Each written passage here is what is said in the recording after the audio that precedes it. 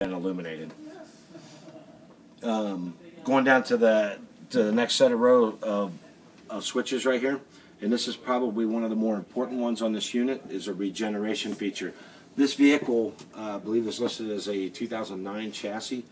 This is prior 2010 technology, so this has what they call a regeneration feature on it. This vehicle, unlike the 2010 models and above, has a DEF system solution, which you will not use in this vehicle. So basically what you have is, as you drive the vehicle, you may notice that the filter, the pre-treatment after filter will become full. And I'm going to get you to kind of look in this area right here, actually up into this system right here and here. And that went pretty quick. This one over here was a temperature to let you know that that is actually a heating, and that this one is actually letting you know that the system is full. Now, what is happening there is that 2007, the federal government said, hey, you got to come up with an emissions standard and start getting rid of all these carbons being thrown into the air. So they put this filter system on there, and this almost like a catalytic converter. That filter becomes full at some point, and it needs to burn it off. So what's going to happen is that it's going to start to superheat, and the way it's doing that is basically causing a catalyst, a fire inside that unit by pumping diesel fuel into it. Once it becomes hot, it starts to expel all those carbons that are trapped in there, and then expels it out the rear of the transmission, or excuse me, the rear of the vehicle. Regeneration occurs one of two ways. The first way is through what they call automatic or a rolling regeneration, or you can do it as a part regeneration. Now that switch that we were pointing at right here, this is the only time you would touch this switch for a part regeneration. And simply what you would do is you would notice that amber exhaust looking light come on, and you would have the vehicle parked in a very safe environment, not inside of a building. Be outside, being cognizant of the fact that there's anything flammable around the area that you wouldn't want to catch on fire, grass, all kind of different stuff. The reason being is the exhaust coming out of the back is approximately 1,500 degrees when it's at its fullest temperature. So you would basically put the vehicle in neutral, have it in park, and you would initiate that button, and it would begin that cycle to burn off. The approximate time in this camp, you can't hold somebody to the actual time because it depends on how full the filter is. Approximately 20 minutes. It's generally better to take the vehicle to the open road, go to the interstate when that symbol comes on, and drive it out.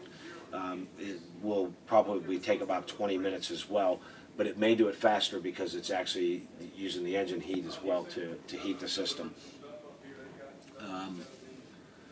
Does it automatically turn off once it's completed its cycle? That's correct. That's a very good question. When that amber light goes away and you see it no longer, the system has been purged and it's good to go. On this particular unit, you may not notice it until about 1,200 miles because it's a brand new unit.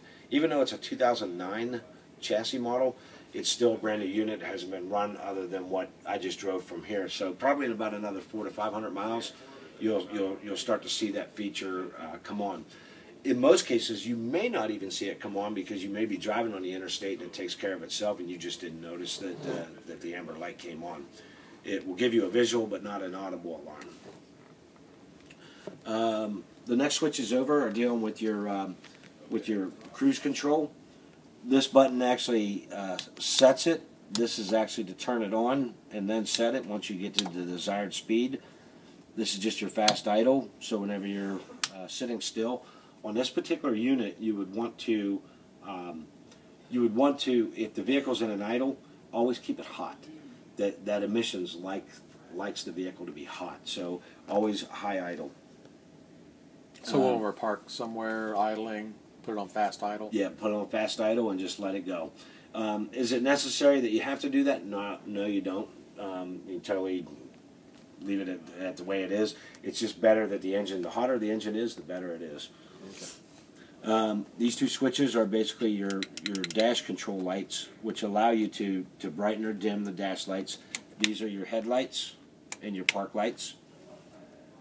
Of course, your ignition, and then your parking brake for your unit. The steering wheel has a couple features. One is a tilt mechanism, and that is controlled from right here.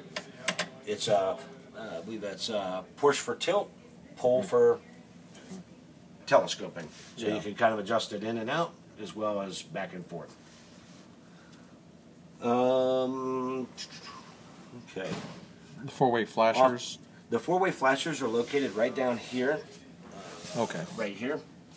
And then, of course, you got your turn signal devices, your horn, and then the off to the left on the dash right here, the two round circular knobs control your mirrors. The left one controls the left mirror, the right one controls the right mirror. There is 3 positions to those mirrors. You basically have a left, a center, and then a right. The left position is for the top mirror. The right position, far to the right, is for the bottom mirror. Center is neutral so that your knee doesn't accidentally set it out of kill. And it's just like a video game. It's a toggle switch. Left, right, up, down. Okay. Okay? What's the switch next to the mirror switches? Okay. That's going to be your defroster. Okay. And it's a momentary switch. You'll basically hit it, let it go, and then the unit will reach a certain temperature on the mirrors itself, and then it will automatically shut off, so you don't have to worry about turning it on and off. So all that area has to do with defroster for mirrors and adjustment of mirrors. That is correct. Yes, sir. Okay. I don't think I see anything else over there. No, I'm good. Okay, good. Alrighty. Your backup monitor is set to automatically engage whenever you place it into reverse gear. However, you can hit the button for power and turn it on when the vehicle is turned in the on position, and you can leave it on all the time. It does have volume controls so that you can actually hear somebody behind you if should they be yelling, if you're getting ready to hit something, or keep in mind that there is a lot of engine noise, and you do have the backup beeping sound, so that could affect that you hearing somebody back there. Okay. Actually,